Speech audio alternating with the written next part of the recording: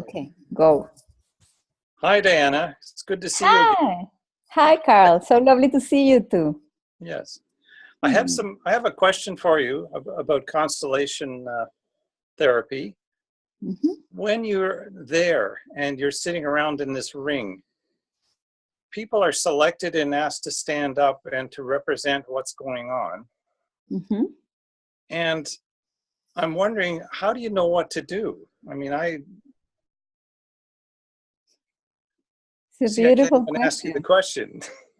Yeah, but I understand what you're asking. And it's a very good question, actually, because as I said before, in constellation work, with the group that comes together, we create a field. We create a field with that a lot of information is all the time there already. Although we don't see it, it doesn't mean it's not there. Mm-hmm. We can actually feel it. So it's like a morphic resonance in that group. And then when a person opens and shares such intimate issues in their lives that many times it's about like really deep, like maybe an illness or maybe a deep issue in their life, like a divorce or illness or many things that happen. So they're opening to very vulnerable space, and it's very intuitive. It's Hellinger would call this phenomenological therapy. Well, not therapy. He would call it more of a philosophy, because actually it's a way of living, to be very aware in life. But actually what happens, my sense is that there's not a coincidence in anything, because as we've seen many times, the person that is chosen has a resonance with the person that brings that issue to. What do I mean? So if we will say that a group comes together and it's, imagine like we are a code. Imagine that all of us were different codes of a hologram of unity in life. Mm-hmm. And in this constellation work, we're like a piece of the whole hologram that comes together to do a work of consciousness, a consciousness work. So then what happens is that the person that is chosen has the same resonance in their code. It feels like an attraction. So actually, a person that their mother died will choose probably someone that has this issue too. And then what happens is that this person is doing the work for the client that I'm working with, but also for herself. And in a group that comes together, there's also resonances in the whole group.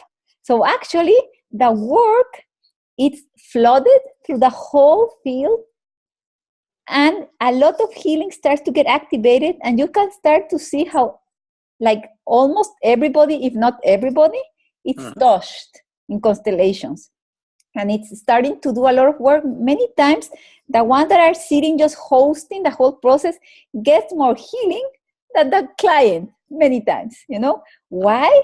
Because they really give themselves to the process, and then their own history starts to be healed as they are participating.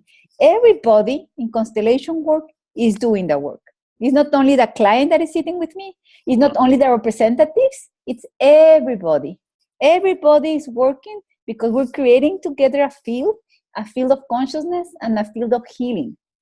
So it's very palpable. So you need to experience it to actually feel it. But even the most skeptic scientists that I sometimes get into these workshops get totally amazed and very touched, because it's everybody, everybody has a father and a mother and come from a lineage. This is one thing, right? So that's one thing. And many who will say that has not lost anyone that has been essential in their life. I think all of us have losses and gains in our life. So everything, like, it brings us into the communality of the human experience.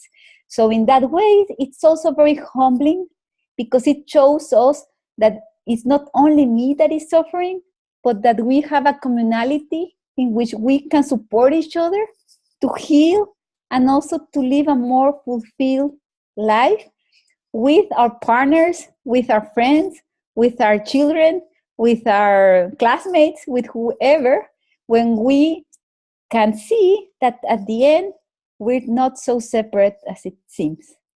And constellation work is very beautiful way of expressing this. So if I stand up as a representative, then I'll get some inspiration as to what I'm supposed to be doing once I'm on my feet. When you're on your, that's very good. Good that you question this, because actually you don't know what you're going to do. Nobody knows. And I ask that you just allow yourself to feel.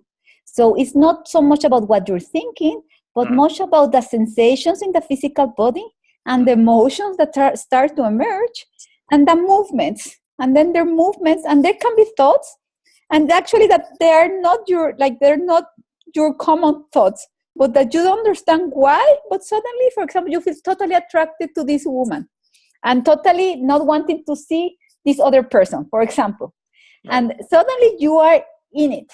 You are just part of a system, and together we bring consciousness. So we don't understand what's happening, but a lot is happening and a lot is getting revealed, because we are kind of serving a system that needs to reveal hidden aspects of themselves, of the system, to heal. Thank you, Diana. Does this answer your question? It does. Thank you. Okay, you're welcome.